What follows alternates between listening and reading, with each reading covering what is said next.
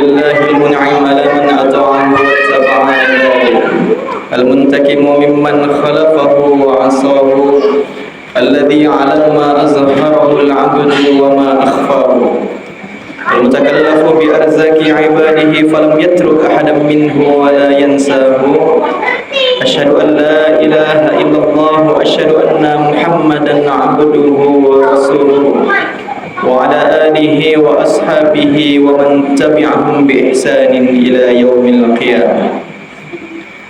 قال الله تعالى في كتابه الكريم وهو أصدق القائلين يا أيها الذين آمنوا اتقوا الله حق تقاته ولا تموتن إلا وأنتم مسلمون. وقال النبي صلى الله عليه وسلم في حديثه إذا مات ابن آدم انقطع عمله إلا من ثلاثة صدقة جارية أو علم ينتفع به أو ولد صالح يدعو له. صدق الله العظيم وصدق رسوله النبي الكريم ونحن على ذلك من الشاهدين والشاكرين والحمد لله رب العالمين. Bapak Ibu yang dimuliakan Allah Subhanahu wa taala, marilah kita panjatkan syukur kita. Kita bersyukur kepada kehadirat Allah Subhanahu wa taala yang mana pada saat ini, yang mana pada detik ini Allah masih melimpahkan kita nikmat, masih melimpahkan kita rahmat. Yang terpenting pada malam yang ke-12 ini Allah masih melimpahkan kepada kita nikmat hidayah sehingga kita kuat, kita sanggup untuk duduk mendengarkan tausiah dan menunaikan salat isya dan salat tarawih secara berjamaah. Salawat beriringkan salam kepada Nabi Allah Muhammad sallallahu alaihi wasallam dengan mengucap Allahumma salli ala sayyidina Muhammad wa ala ali sayyidina Muhammad, dan bersalam kepada beliau, assalamu alayka ya Rasulullah, assalamu alayka ya Habibullah. Semoga dari sekian banyak umat, dari sekian banyak manusia yang hidup di muka bumi ini, dari sekian banyak manusia yang diciptakan oleh Allah, kita termasuk salah satu dari sekian banyak itu yang diakui nanti oleh Nabi Muhammad sebagai umat Muhammad sallallahu alaihi wasallam. Bapak Ibu yang dimuliakan Allah Subhanahu wa taala, ketika Nabi Muhammad sallallahu alaihi wasallam bertanya kepada Umar, wahai Umar, mana yang lebih engkau cintai antara diriku atau dirimu? Apa jawaban Umar bin Khattab ketika itu? Wahai Rasul, sesungguhnya aku amat mencintai dirimu, aku sangat mencintai dirimu, namun aku mencintai dirimu setelah aku mencintai diriku. Maka ketika itu Rasulullah SAW berkata kepada Umar bin Khattab, wahai Umar, sesungguhnya seseorang tidak akan dikatakan beriman kecuali ia lebih mencintai diriku daripada mencintai dirinya sendiri. Itulah hadis yang mengatakan, Bapak Ibu, karena pentingnya kita mencintai Rasul itu lebih penting kita mencintai Rasul daripada kita mencintai diri kita sendiri. Kenapa Ustaz? Kenapa mencintai Rasul itu begitu penting, begitu utama untuk kita? Karena kehidupan Islam yang cemerlang sekarang ini, cahaya Islam yang luar biasa saat ini, tidak akan seluar biasa ini kecuali perjuangan, pengorbanan Nabiullah Muhammad SAW. Bahkan tidak cukup di dunia Rasulullah berjuang, ia tak cukup berkorban di dunia ini sampai berdarah kepalanya, sampai berdarah terompahnya karena darah. Dia tak cukup berkorban di dunia, namun nanti ia lanjutkan pengorbanannya di akhirat. Maka orang yang paling sibuk nanti di akhirat adalah Rasulullah. Ia sibuk mencari umatnya yang penghuni neraka. Ia senantiasa selalu bersujud kepada Allah nanti di akhirat. Agar apa? Untuk mencari umatnya agar mendapatkan syafaat untuk dimasukkan ke dalam surganya Allah Subhanahu wa taala. Bapak Ibu yang dimuliakan Allah Subhanahu wa taala, maka senantiasalah kita mencintai Rasul, senantiasalah kita merindukan Rasul, Pak. Senantiasa kita selalu merindukan Rasul, Bu, karena hakikatnya hidup di dunia ini, Islam yang besar saat ini tak akan pernah ada kecuali perjuangan baginda Muhammad sallallahu alaihi wasallam. Kata Rasulullah sallallahu alaihi wasallam dalam hadisnya yang diriwayatkan oleh Abi Hurairah, apa kata Rasulullah? "Idza mata ibnu Adam inqata'a 'amaluhu illa min thalathatin." Kata Rasulullah, sesungguhnya jikalau anak Adam, keturunan Adam dia mati, ia meninggalkan bumi ini, akan terputus semua amalnya kecuali 3. Yang pertama apa Ustaz? Yang pertama adalah shadaqatin jariyatin, yakni sedekah jariah kita. Yang kedua, au ilmin yuntafa'u bihi, ilmu kita yang bermanfaat untuk orang lain. Dan yang ketiga, au waladin sholihin yad'u lahu, dan anak-anak yang soleh yang senantiasa mendoakan si mayit tersebut. Maka yang pertama kata Rasulullah, yang tidak akan terputus amalnya walaupun ia sudah meninggal bertahun-tahun, namun amal itu tidak akan pernah terputus sampai hari kiamat nanti. Apa yang pertama? Yakni sedekah jariahnya kita, infaknya kita, sedekahnya kita kepada orang lain. Apa yang dimaksud dengan sedekah jariah? Sedekahnya kita yang berkelangsungan pahalanya sampai nanti hari kiamat. Maka jikalau kita bersedekah kepada anak-anak yatim, kita bersedekah dengan makanan minuman, kita memberikan anak-anak yatim, maka jikalau makanan minuman itu menjadi daging, menjadi darah, menjadi tenaga untuk dia untuk melakukan ibadah, dan seketika ia melakukan ibadah gara-gara tenaga itu, gara-gara makanan yang kita kasih, ia beribadah sepanjang hidupnya, ia beribadah kepada Allah seumur hidupnya, maka kita mendapatkan komisi pahala tersebut. Jikalau kita ikut serta dalam pembangunan musola, jikalau kita ikut serta dalam pembangunan masjid, kita menginfakkan harta kita, kita menginfakkan batu bata, kita menginfakkan semen, kita menginfakkan keramik, itulah sedekah jariah. Walaupun kita meninggal ketika masjid itu masih ditempati oleh orang untuk beribadah kepada Allah, masih diduduki orang untuk membaca Al-Quran, masih diduduki orang untuk berzikir kepada Allah, disitulah pahala kita mengalir terus sampai hari kiamat tiba. Masih banyak sedekah jariah yang kita lakukan, Pak. Maka di malam ini ingin saya sampaikan, perbanyaklah sedekah mumpung kita masih pada bulan Ramadan. Perbanyaklah infak, perbanyaklah sedekah kita kepada fakir miskin, anak yatim. Karena itulah yang menjadi amalan kita ketika nanti kita wafat. Salah satu kata Rasulullah yang pertama adalah sedekah jariah kita yang terus berlangsung pahalanya sampai hari kiamat. Maka kata Rasulullah yang kedua, amalan yang tidak akan pernah terputus walaupun anak Adam, keturunan Adam itu sudah mati. Apa yang kedua? Au ilmin yuntafa'u bihi, yakni ilmu yang bermanfaat untuk orang lain. Maka jikalau kita memiliki ilmu, ajarkan. Kata Rasulullah, wa ballighu walau bi ayat, sampaikanlah walaupun hanya 1 ayat, sampaikan. Berdakwah itu kita bisa menyampaikan kepada siapa saja, yang penting orang lain. Bisa kita sampaikan kepada anak-anak kita, bisa kita sampaikan kepada rekan kerja kita, bisa kita sampaikan kepada saudara-saudari kita, bisa kita sampaikan kepada keluarga kita. Maka jikalau ada ilmu di kepala kita, ada ilmu yang kita miliki, jikalau kita tidak menyebarkannya, kita tidak sampaikan kepada orang lain, itu akan dipertanggungjawabkan oleh Allah Subhanahu wa Ta'ala. Maka apapun yang kita rasakan, apapun yang kita alami, apapun yang kita jalankan di muka bumi ini, baik ilmu, harta, apa yang kita pijak di muka bumi ini, apa yang selalu kita lakukan dengan tangan kita, apa yang selalu kita lakukan dengan kaki kita, apa yang kita lihat dari mata kita, apa yang kita rasakan dalam hati kita, itu akan dipertanggungjawabkan nanti ketika yaumul qiyamah. Al-yawma nakhtimu ala afwahihim wa tukallimuna aydihim wa tashhadu arjuluhum bima kanu yaksibun.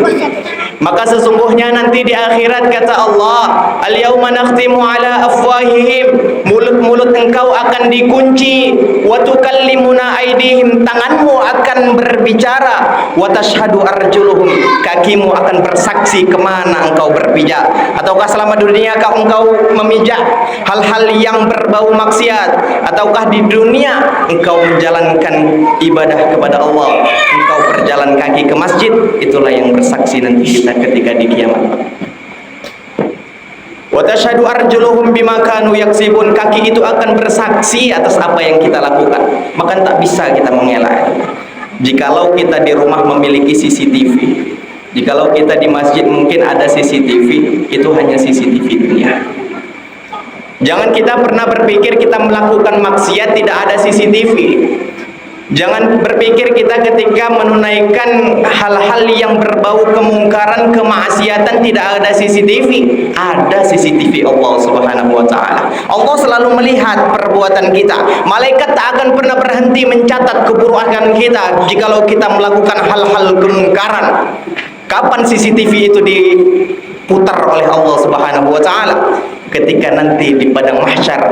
Di padang mahsyar kita berkumpul di semua makhluk besar, kecil, tua, muda. Disitulah kita dipertontonkan amal kita, dipertontonkan perbuatan kita selama seumur hidup kita. Maka di bulan suci yang penuh berkah ini, berdakwalah dengan ilmu kita. Sampaikanlah ilmu kita walau cuma satu ayat kepada anak-anak kita, rekan kerja kita, saudara-saudara kita. Karena jikalau kita menyampaikan ilmu, contohnya kita menyampaikan ilmu kepada anak kita, wahai anakku, wahai putriku, wahai putraku, tunaikanlah sholat. Karena sholat itu menghindarkan kita dari kemungkaran dan kemaksiatan. Itu kan ilmu, Pak. Maka jikalau nanti ketika anak kita besar, ketika sepanjang ia menunaikan sholat tersebut, pahalanya juga mengalir pada kita walaupun kita dalam keadaan wafat. Itulah ilmu yang bermanfaat, kata Rasulullah Sallallahu Alaihi Wasallam, satu amalan yang tidak akan pernah putus. Yang ketiga apa Ustaz? Yang ketiga kata Rasulullah Sallallahu Alaihi Wasallam, amalan yang tidak akan pernah putus walau kita meninggal dunia, yakni awaladin solihin yad'u lahu, anak-anak yang soleh yang senantiasa mendoakan orang tuanya. Maka ini cukup banyak Pak, anak-anak kita Pak. Anak-anak yang telah kita lahirkan, jadikanlah ia anak yang soleh, anak yang solehah, yang senantiasa beribadah kepada Allah. Walaupun nanti mereka besar, ia akan bersosialisasi dengan manusia, ia akan bekerja di tempat sosialisasi masyarakat, namun ia bekerja tak merupakan ibadah kepada Allah. Inilah yang akan bermanfaat ketika kita nanti wafat. Maka di malam ini ingin saya sampaikan kepada kita, jikalau kita tak memiliki banyak ilmu untuk mendidik anak kita, minimal kita mengajarkan mereka Al-Fatihah. Maka jangan sampai kita kasih anak kita ini belajar Al-Fatihah kepada orang lain, Pak, rugi kita. Karena ini bekal kita yang paling berharga. Bahkan kata Rasul, harta yang paling berharga itu apa? Adalah anak-anak yang soleh dan soleha. Maka jikalau kita memanggil guru-guru ngaji untuk mengajarkan Al-Fatihah anak-anak kita ini, rugi kita, Pak. Makanya saya sampaikan pesan, minimal kita ajarkan Al-Fatihah. Karena Al-Fatihah itu tak akan pernah terlepas dari dalam dirinya. Ketika ia sholat, ia membaca Al-Fatihah. Ketika mungkin di kegiatan-kegiatan lain, ia akan terus mengulang membaca Al-Fatihah. Ajarkanlah ia Al-Fatihah. Ajarkan ia dengan tajwid yang benar. Jikalau kita tak mengerti tajwid, jikalau kita tak mengerti makharijul huruf, maka lihatlah kan banyak dakwah-dakwah ustaz, pengajian-pengajian yang berada di YouTube, Facebook, Instagram. Itulah untuk kita ajarkan kepada anak-anak kita. Maka sesungguhnya anak-anak kita ini nanti akan minta pertanggungjawaban kepada kita.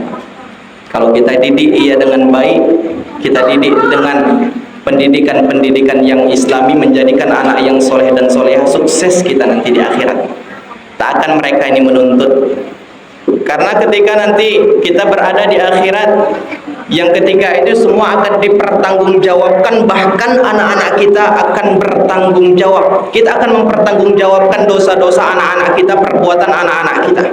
Mungkin ada di antara kita bapak ibu yang solehnya, solehanya luar biasa, tahajudnya tak pernah tinggal, duhanya tak pernah tinggal, baca Qur'annya setiap hari tak pernah tinggal. Mungkin ada di antara kita bapak ibu yang luar biasa, puasanya Senin Kamis ia tunaikan, bahkan tak cukup ia tambah dengan puasa-puasa Daud. Setiap tahun ia naik haji, naik umroh, namun ia tak pernah memikirkan anak-anaknya. Ia tak pernah memikirkan pendidikan anak-anaknya, tak pernah memikirkan tarbiyah, pengajaran untuk anak-anaknya.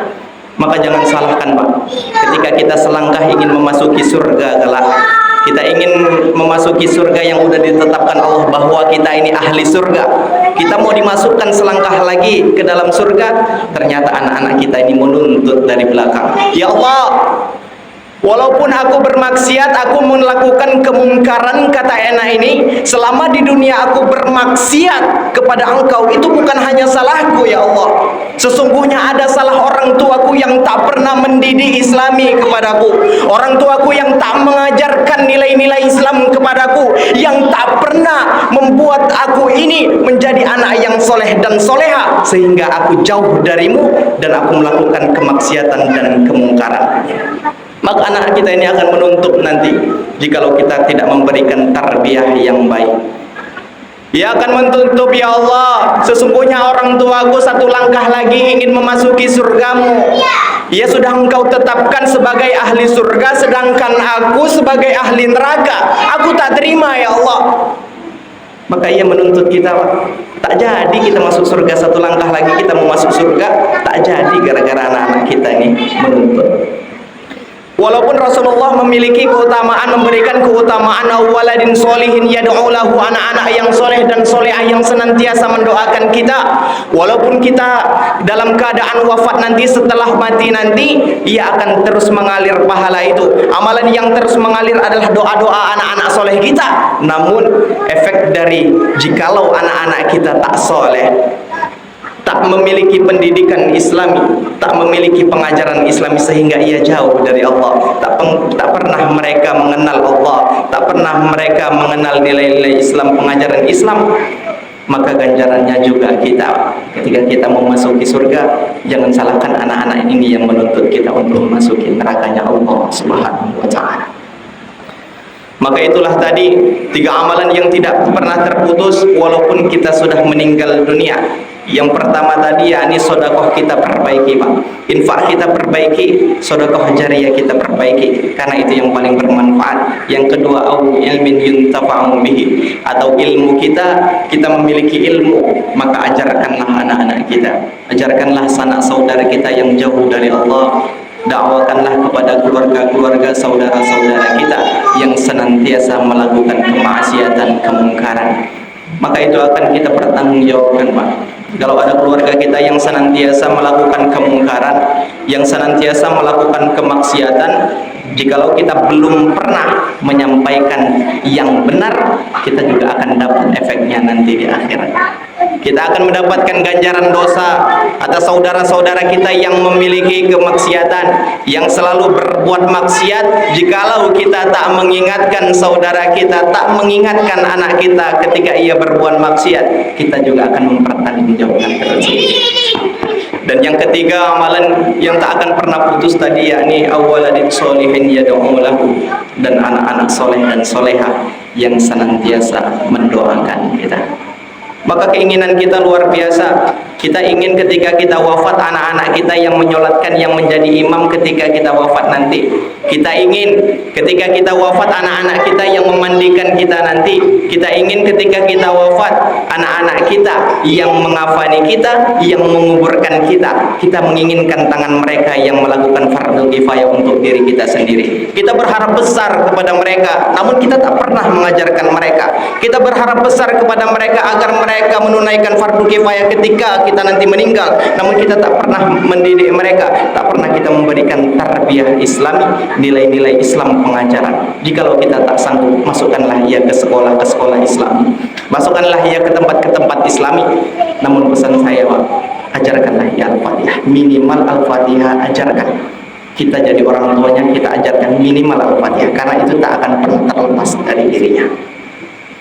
Maka itu yang dapat saya sampaikan. Wabillahi taufiq wal hidayah wa ridha wal inayah. Merasa soleh adalah sebuah kesalahan, merasa salah adalah hakikat daripada kesolehan. Baik kita menjadi orang penting, namun lebih penting lagi jikalau kita menjadi orang yang baik. Wassalamualaikum warahmatullahi wabarakatuh.